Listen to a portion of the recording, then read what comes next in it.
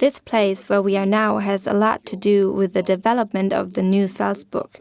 We look back on the year 1887. Karl Leitner, who was an individual banker, had very ambitious plans for Salzburg.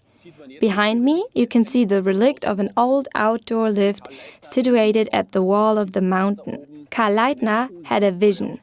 As this place right up there has a really great view over the whole city, he wanted to build up a very exclusive mansion district. But what do you need for that? Firstly, you need water and electricity. Back then, it was completely new that the electricity was generated at the Marktplatz. You can listen to that story with your app when you're at the right side of the city. He built the first caloric generating station of the Austrian-Hungarian monarchy.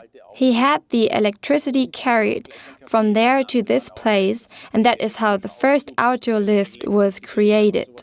This lift went up to 60 meters, and up there he opened up a cafe that was called the electric lift, because electricity was so rare back then and something very special. Now, it was about time that water was needed for his plans. As the water pressure was too low, he built an observation tower that was a water tower at the same time. That was indeed big news for Salzburg. In the first 5 months, a total amount of 70,000 people were up there. 70,000 people took the elevator. Unfortunately, the economic crisis cropped up, and the famous Karl Leitner never had the chance to achieve his goal.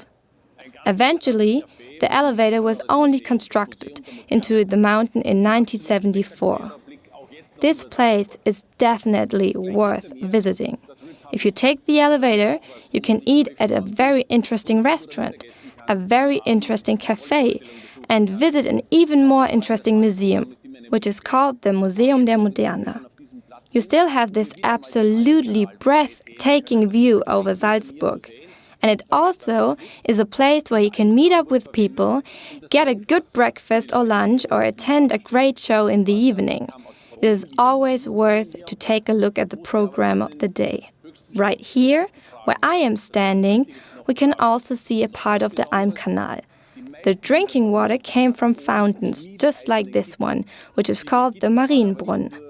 But the people back then had to carry their water containers all the way up to the highest floor, and that was really exhausting.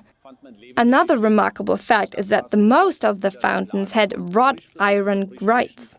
These grates were not only made for decoration, but to stop the people from reaching into the fountains, because in almost all of the fountains were lively fish.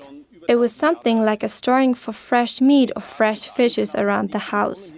This distributory of the Almkanal did not only provide the fountains in Salzburg with water, but is now responsible for the regulation of the air conditioning of the Haus der Natur, which is the scientific museum right next to me. We will now go along the mountain and the Gstettengasse until we get to the Blasiuskirche. We will continue our tour there.